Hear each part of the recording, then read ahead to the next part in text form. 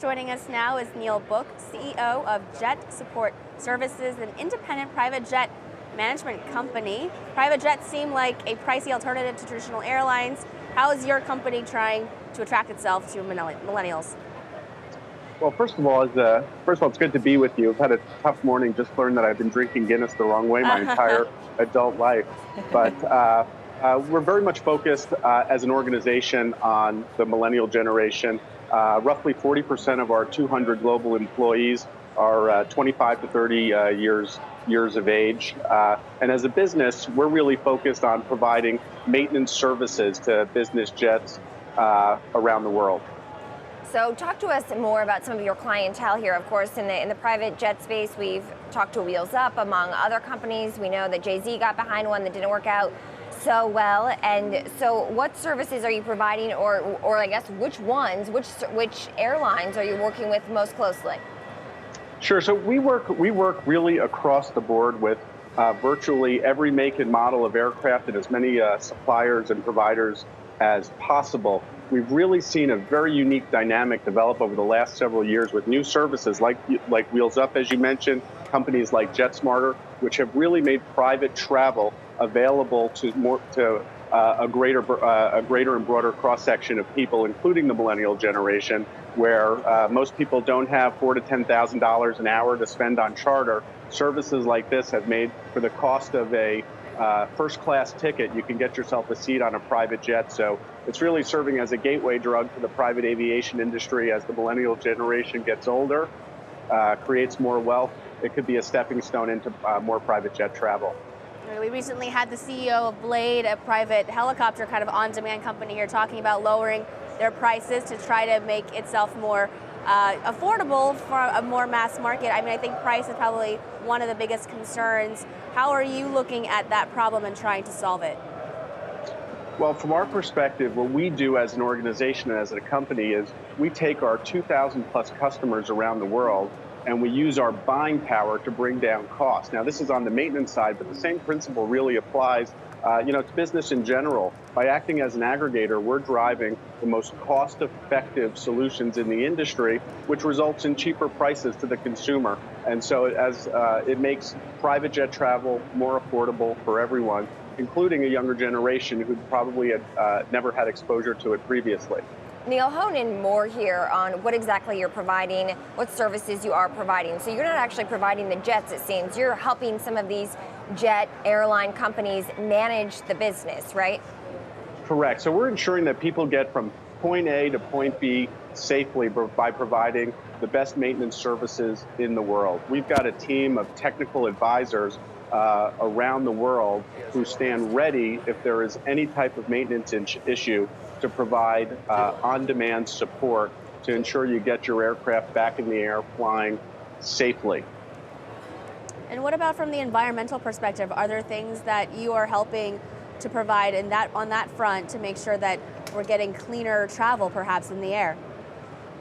Well, I'm part of an organization called GAMA, which is the General Aviation Manufacturers Association, and we've set as a group very aggressive standards for the future and have targeted 20-25% carbon emissions reduction over the next 20 years in the industry. And again, this is something that's critical and important to me. And it really highlights the need for this new generation of entrepreneurs and innovators to come into the aviation industry and space. I mean, as an industry, we have really, I think, failed to innovate in a big way.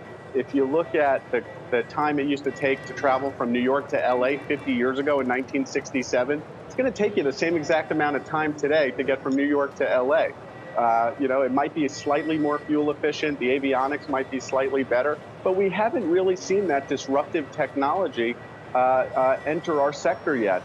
Just a few years ago, you saw students at MIT develop a flying car concept. This is the type of thinking and the type of excitement that the next generation will bring to this industry and sector. And so one of the reasons I'm so proud to have 40% of our employees fall into this category of 22 to 30 years of age. I think it's great, and I think we need more of it. Neil, one of the big news items here is that Trump's spending plan calls for stripping the FAA's authority over air traffic control. As a manager here, would that be a big boon to your business? in terms of the FAA stripping authority away from the FAA, I don't think that would actually be a big boom to our business.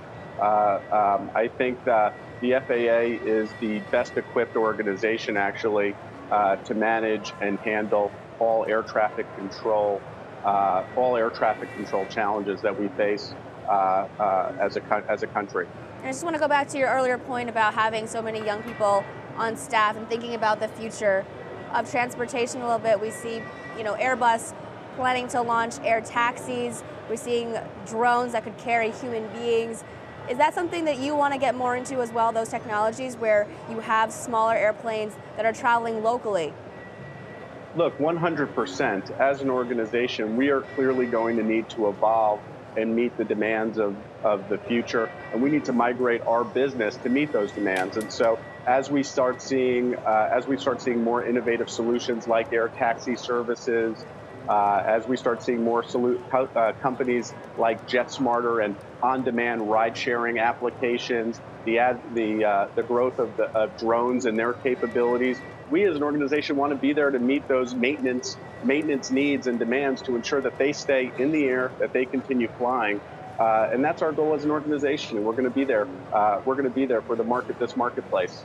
So, Neil, let's hone back in more about these spending plan calls from the Trump administration. I was wondering if it would be a boon to your business in terms of whether or not this is an area that you might be able to pivot into, of course, if this becomes private versus public. But why are you apprehensive of Trump wanting to strip the FAA's authority over air traffic control? Why do you feel like the FAA is the best equipped and maybe secure system to do this? So, first of all, just touching on the Trump administration and putting politics aside, I think as an administration, this administration is going to be much more positive and favorable towards business aviation in general. I think since the economic downturn in 2008, we saw executives and owners of business jets in many ways being shy or not wanting to be seen flying on a business jet. I think having a president who had his name branded on the side of his aircraft, I think we're going to see a much more positive view and stance towards the business aviation industry over the next several years than what we've had over the previous 8 years. With that said, I am a strong believer that the FAA should be responsible for handling and managing air traffic control for this country. I think it's worked exceptionally well